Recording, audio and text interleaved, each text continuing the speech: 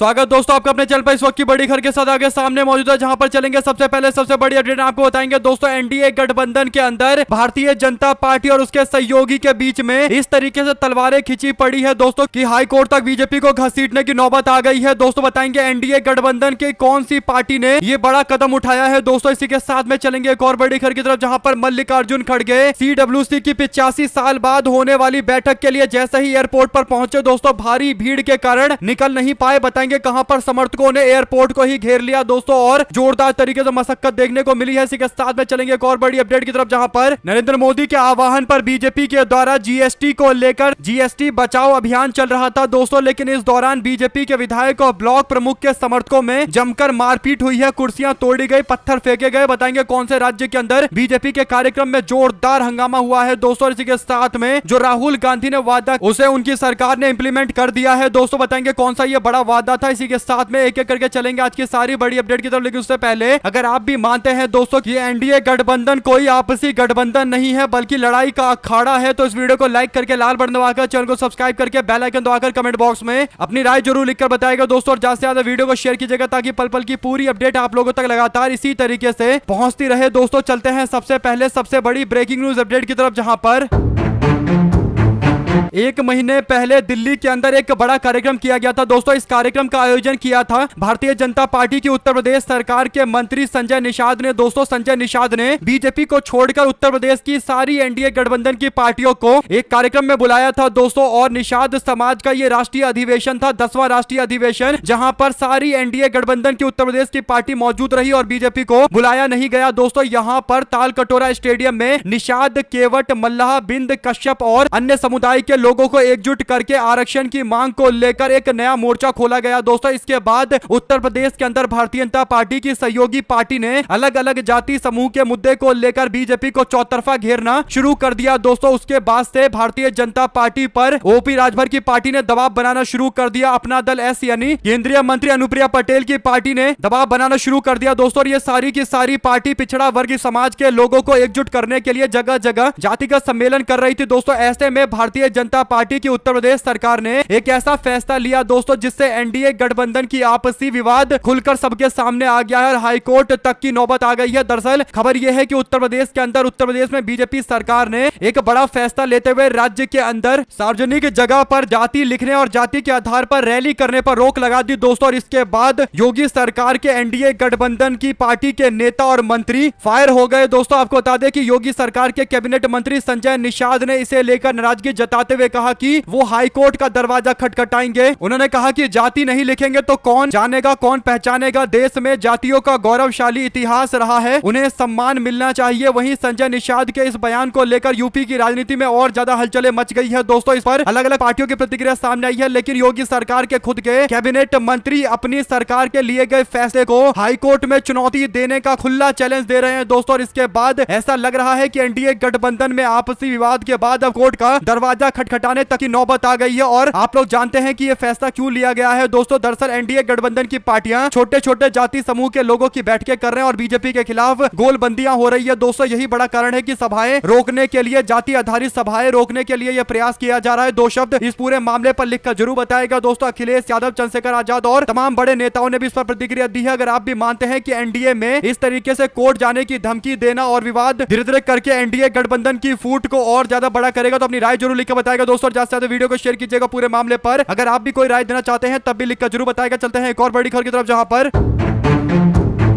लगभग 90 साल हो गए दोस्तों कांग्रेस पार्टी ने बिहार में अपना कोई बड़ा मीटिंग नहीं किया, सीडब्ल्यूसी की बैठक नहीं की दोस्तों। कांग्रेस पार्टी वर्किंग कमेटी की बैठक पार्टी की सबसे बड़ी बैठक होती है, लेकिन अब 90 साल के बाद आज बिहार के अंदर वो दिन आ गया दोस्तों जिसका इंतजार कांग्रेस पार्टी के कार्यकर्ता बड़े दिनों से कर रहे थे। आपको बता दें कि आज बिहार में कांग्रेस पार्टी की कार्य समिति की बैठक है, यानी कांग्रेस वर्किंग कमेटी की बैठक है दोस्तों। और बीते दिन कांग्रेस पार्टी के महासचिव केसी वेणुगोपाल, जयराम रमेश, सचिन पायलट, दिग्विजय सिंह, पवन खेड़ा के साथ साथ चरणजीत सिंह चन्नी और बिहारी प्रसाद के साथ साथ पीए पूनिया, अलका लांबा भी पटना पहुंच गए दोस्तों। और उसके बाद शाम को पार्टी के राष्ट्रीय अध्यक्ष यानी भारतीय राष्ट्रीय कांग्रेस के राष्ट्रीय अध्यक्ष मल्लिकार्जुन खड़गे जब कांग्रेस पार्टी के बैठक में शामिल होने के लिए पटना एयरपोर्ट पर पहुंचे दोस्तों, तो उनकी सिक्योरिटी अच्छी खासी हाई प्रोफाइल सिक्योरिटी लगी हुई थी। लेकिन मल्लिकार्जुन खड़गे जब एयरपोर्ट से बाहर निकल रहे थे दोस्तों, तो गेट के पास कई हजार कार्यकर्ता मल्लिकार्जुन खड़गे का इंतजार कर रहे थे दोस्तों। और इतनी ज्यादा भीड़ थी कि पुलिस वालों से भी स्थिति नहीं संभल रही थी। इसके बाद मल्लिकार्जुन खड़गे को बहुत देर तक एयरपोर्ट के बाहर दरवाजे पर खड़ा रहना पड़ा दोस्तों। वो आगे नहीं बढ़ पा रहे थे क्योंकि आगे के रास्ते पर कार्यकर्ताओं का हुजूम देखने को मिल रहा था, जो मल्लिकार्जुन खड़गे और पार्टी के वरिष्ठ नेताओं के इंतजार में खड़े थे। इसके बाद मल्लिकार्जुन खड़गे वहीं से खड़े खड़े लोगों का अभिवादन करते रहे दोस्तों। और कार्यकर्ताओं ने वोट चोर, गद्दी छोड़ के नारे लगाए दोस्तों। और अन्य नारों के साथ भी उनका स्वागत किया गया है। यानी बिहार कांग्रेस इकाई में एक नए तरीके की ऊर्जा देखने को मिल रही है। मल्लिकार्जुन खड़गे काफी मशक्कत के बाद एयरपोर्ट से निकल पाते हैं दोस्तों। सुरक्षा की व्यवस्था को लेकर भी खड़गे काफी नाराज थे, क्योंकि जिस तरीके का प्रबंध किया गया था दोस्तों, इससे कार्यकर्ताओं को भी परेशानी और नेताओं को भी परेशानी हो रही थी। और आज राहुल गांधी मल्लिकार्जुन खड़गे के साथ बैठक में नजर आएंगे। और सबसे बड़ी बात दोस्तों कि प्रियंका गांधी भी केरल के वायनाड से सीधा बिहार के पटना पहुंच रही है, जहां पर वो भी बैठक में मौजूद रहेंगी। और हो सकता है सोनिया गांधी भी आए। और बिहार में पहली बार कांग्रेस पार्टी इस तरीके का अपनी पार्टी का हुजूम देखने जा रही है दोस्तों। दो शब्द जरूर लिखकर बताएगा अगर आप भी मानते हैं कि ये उभरते हुए कांग्रेस पार्टी के संकेत, तो लिखेगा जरूर। चलते हैं एक और बड़ी अपडेट की तरफ दोस्तों, जहां पर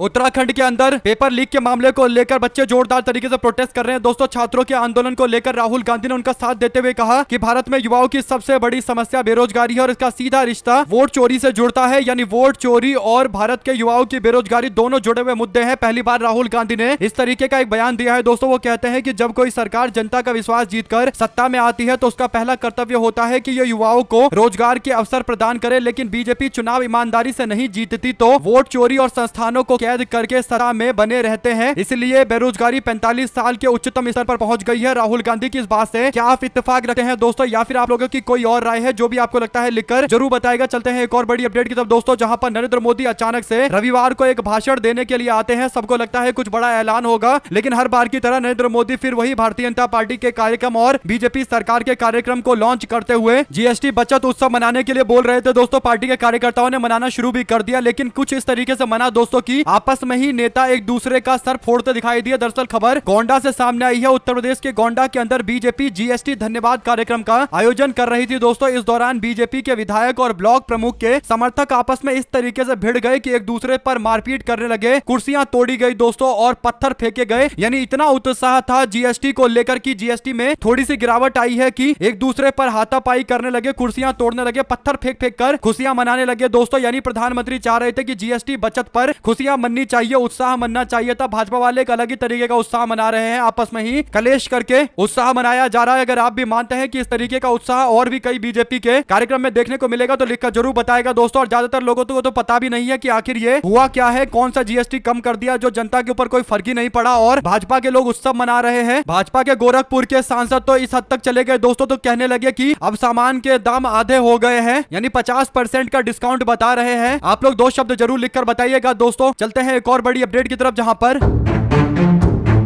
जो राहुल गांधी ने वादा किया था दोस्तों उसको धरातल पर उतारा जा रहा है। खबर सामने आई है जहां पर कांग्रेस पार्टी ने कर्नाटका में आंतरिक आरक्षण लागू करने के प्रयासों को आगे बढ़ाया है दोस्तों। कर्नाटका में कांग्रेस पार्टी सरकार का बड़ा कदम है सामाजिक न्याय की ओर। एससी आंतरिक आरक्षण लागू करने के बाद कांग्रेस पार्टी सरकार ने राज्य भर के अंदर सामाजिक, आर्थिक और शैक्षणिक सर्वे कराने का फैसला लिया है दोस्तों, और इसे शुरू भी कर दिया गया है। यह सर्वे हर जाति, समुदाय और धर्म का डेटा इकट्ठा करेगा। 1,75,000 शिक्षकों को यानी टीचर्स को नौकरी पर लगाया गया है, ड्यूटी पर लगाया गया है कि वो सभी जाति समूह के लोगों का सर्वे करे और पता करे कि कौन सी जाति समूह के लोग सबसे ज्यादा पिछड़े हुए हैं, सबसे ज्यादा कौन संपन्न है। और इस तरीके के आंकड़े इकट्ठा करेंगे तो उसके बाद आंतरिक आरक्षण लागू करने में और ज्यादा आसानी होगी दोस्तों। और इसके बाद कई और योजनाएं भी लागू की जाएगी। सर्वे 22 सितंबर यानी बीते दिन से 7 अक्टूबर तक चलने वाला है दोस्तों। अगर आप भी मानते हैं कि हर जाति समूह के लोगों का सर्वेक्षण होना चाहिए, यानी सर्वे किया जाना चाहिए, पता चलना चाहिए बताइए कि हर जाति और समाज में किस तरीके के लोग हैं दोस्तों, कितने पिछड़े लोग हैं और कितने लोग प्रगति कर चुके हैं। जो भी आंकड़े आए उस आधार पर ही सरकार को नीति बनानी चाहिए, तभी जाकर असली सामाजिक न्याय को स्थापित किया जा सकता है। तो अपनी राय जरूर लिखकर बताइएगा दोस्तों। चलते हैं एक और बड़ी खबर की तरफ, जहां पर बॉलीवुड के एक्टर शाहरुख खान की फिल्म जवान का बीजेपी के लोग विरोध कर रहे थे दोस्तों, उल्टा सीधा बयान दे रहे थे। लेकिन जवान फिल्म के कारण शाहरुख खान को राष्ट्रीय पुरस्कार मिला है, यानी नेशनल अवार्ड से सम्मानित किया गया है दोस्तों। बेस्ट एक्टर का अवार्ड मिला है। ये उन लोगों के लिए झटका है जो शाहरुख खान के खिलाफ उल्टा सीधा बोलते रहते हैं दोस्तों। अगर आप भी मानते हैं कि बॉलीवुड या फिर इंडिया के फिल्म इंडस्ट्री में केवल एक ही किंग है और वो किंग खान है, तो कमेंट बॉक्स में अपनी राय जरूर लिखकर बताइएगा दोस्तों। और जो लोग उनकी मूवी का विरोध करते हैं, फिल्मों का विरोध करते हुए शाहरुख खान के खिलाफ उल्टा सीधा बयान देते हैं, उनके लिए भी दो शब्द हो जाए। चलते हैं एक और बड़ी खबर की तरफ, जिसमें बीजेपी सरकार के द्वारा जीएसटी कम करने का दावा किया जा रहा है दोस्तों, लेकिन कई सारे सामानों पर जीएसटी बढ़ाया गया है। इसे लेकर अब अभिषेक बनर्जी टीएमसी के नेता कहते हैं कि लोकसभा चुनावों में बीजेपी की सीटें घटते ही जीएसटी घटा दी गई। इससे पता चलता है कि जनता जितना झटका बीजेपी को देगी उतना फायदा जनता को मिलेगा। क्या आप इस बात से इत्तेफाक रखते हैं? अगर हाँ तो कमेंट बॉक्स में लिखकर जरूर बताएगा दोस्तों। चलते हैं एक और बड़ी अपडेट की तरफ, जिसमें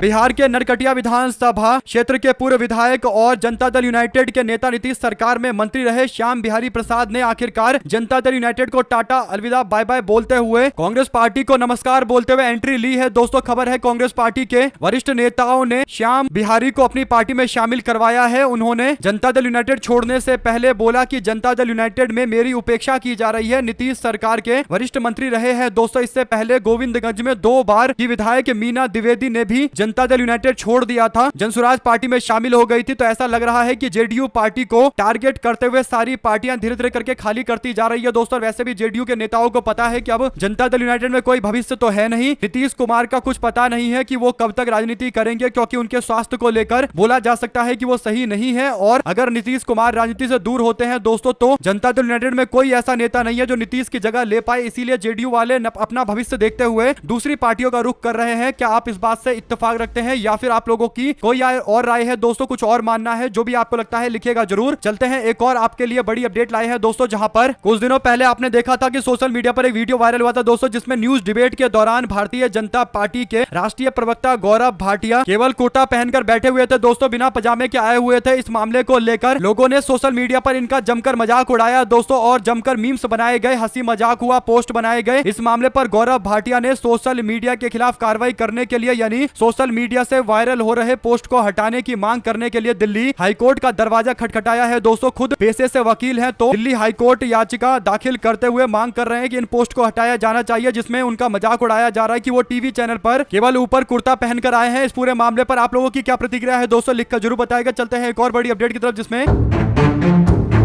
सपा के नेता आजम खान 23 महीने के बाद सीतापुर जेल से रिहा हुए हैं दोस्तों। रामपुर में अपने घर पहुंचे तो रास्ते में वे डीएसपी पर नाराज हो गए दोस्तों। आजम खान ने डीएसपी से कहा कि मुसाफिरों को पुलिस परेशान कर रही है। आजम खान ने जेल से निकलने के बाद बीएसपी में जाने के सवाल पर कहा कि ये अटकलें लगाने वाले ही बता सकते हैं, मैं जेल में किसी से भी नहीं मिला, फोन करने तक की कोई इजाजत नहीं थी। अखिलेश यादव ने कहा कि सपा की सरकार बनते ही आजम खान के ऊपर लगाए गए सारे केस हटवा दिए जाएंगे। मीडिया कर्मियों के इस सवाल पर आजम खान चुप हो गए और मुस्कुरा देते हुए आगे निकल गए दोस्तों। कुल मिलाकर आजम खान को बार बार परेशान किया जा रहा है, और जिस तरीके से आजम खान के ऊपर एक के बाद एक कई सारे मुकदमे लादे गए दोस्तों, धीरे धीरे करके उनको सारे मामले में जमानत तो मिल गई, लेकिन केस उन पर अभी भी चल रहा है। तो सवाल घूम फिरकर यही है कि क्या आजम खान को राजनीति से दूर रखने के लिए और समाजवादी पार्टी के प्रति मुस्लिम समाज के लोगों में एक नाराजगी पैदा करने की रणनीति से यह एक्शन लिया जा रहा है? क्योंकि आजम खान पर कार्रवाई होगी तो मुस्लिम समाज के नेताओं में एक मैसेज जाएगा कि समाजवादी पार्टी मुस्लिम समाज के नेताओं को नहीं बचा पा रही, और इसका फायदा बीजेपी को मिलेगा, क्योंकि एक अफरा तफरी देखने को मिलेगी सपा के वोटर्स में दोस्तों। अगर आप भी मानते हैं कि इसी रणनीति के तहत आजम खान को जेल में रखा जा रहा है, उनके खिलाफ जो कार्रवाइयां की जा रही है दोस्तों, जो मुकदमे दायर किए गए हैं उसे सुन सुनकर लोग हंसते भी हैं। छोटे छोटे मुकदमे जो कोई सोच भी नहीं सकता दोस्तों, ऐसे ऐसे मुकदमे किए गए हैं। दो शब्द जरूर लिखकर बताइएगा। अब आजम खान के बाहर आने के बाद क्या आपको कुछ राजनीति में परिवर्तन होता दिखाई देगा? लिखकर जरूर बताएगा। चलते हैं एक और बड़ी अपडेट की तरफ, जिसमें